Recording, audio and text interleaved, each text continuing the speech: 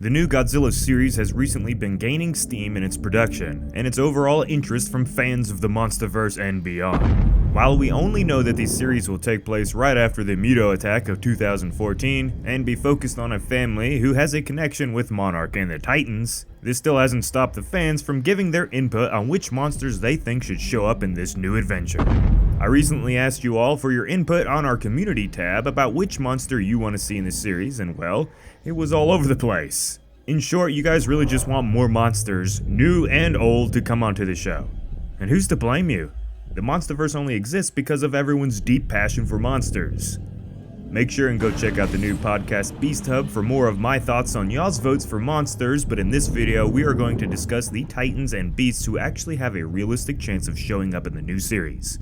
Stomp that subscribe button and hit the bell to become a resident if you haven't already, and let's get to it.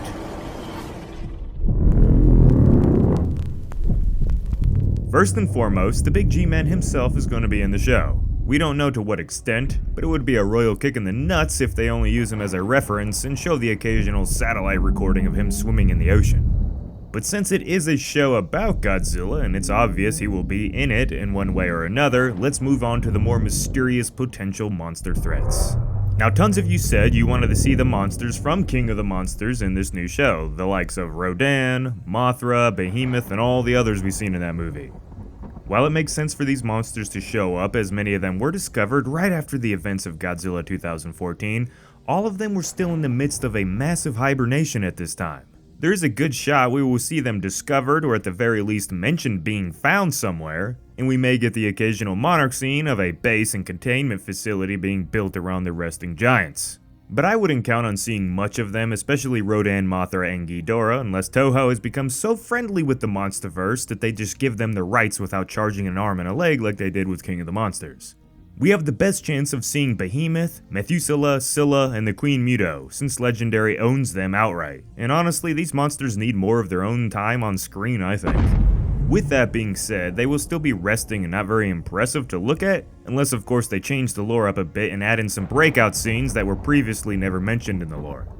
That would be something I would consider a good change from the established lore, since it adds to the depth of the series instead of trying to completely change the timeline to make it easier for them. But I bet you are still curious about which monsters are actually going to show up and not just be snoozing the whole time. Here is a list of 5 realistic potential monsters that may show up in the new series.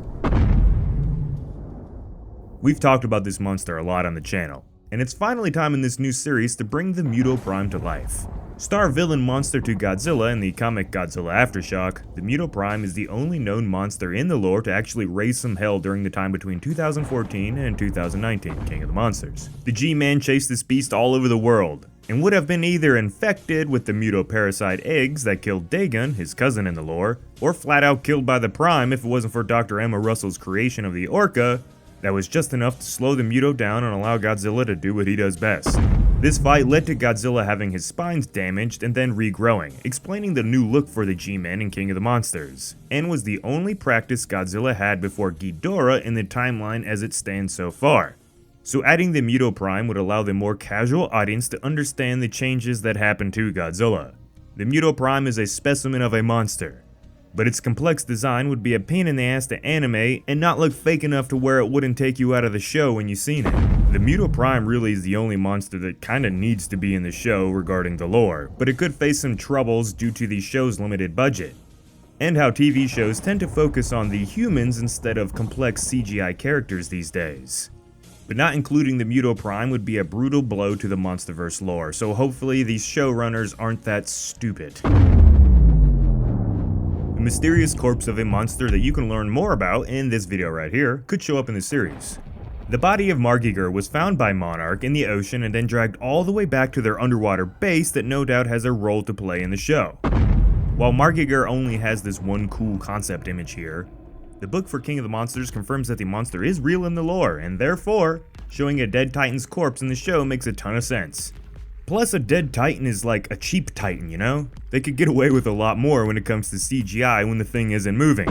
Regardless, look out for Margiger to show up in this series, or at the very least another Titan corpse that is being studied. Kong is going to be moving the MonsterVerse further for at least the next movie in the lineup. but everyone is forgetting that he has a real good chance at showing up in this new series. The timeline and the lore for Kong from the mid-1990s, the time the official graphic novel The Birth of Kong takes place, all the way to just before Godzilla vs. Kong is completely unknown. All we know that this is the time when Kong began to grow too large and start to damage the environment of Skull Island more than protect it. So we could start to see the downfall of the island and the early stages of monarchs settling the island and using it as one of their primary bases. Not only does this make a ton of sense in the lore, the actual production notes for the series revealed that they will be filming some of the show in Hawaii, which was one of the primary locations for Skull Island in this series so far. On top of that, since Kong will be leading the next big movie, it would be wise to further grow his popularity amongst fans and viewers, so that when the movie does come out, it's not the first time in years that the character has even been mentioned.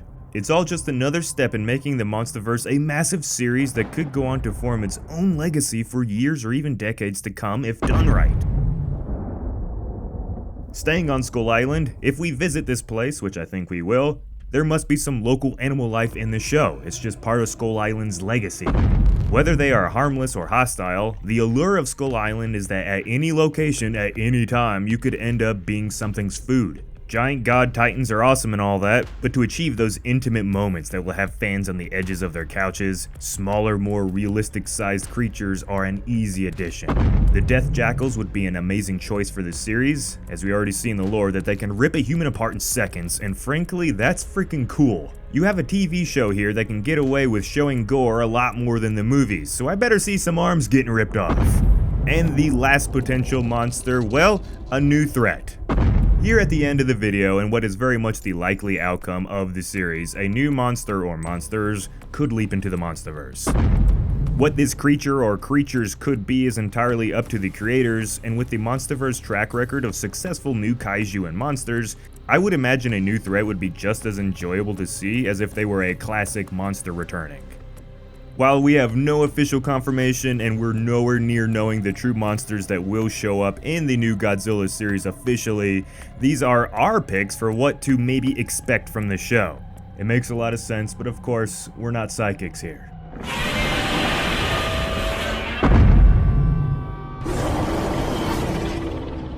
Let us know what monster you think may show up in the comments. Share this video around and ask your friends what monster they want to see, and leave us a like if you think we earned it. Thank you all for your time, and as always, this has been Jacob. Peace out, everyone.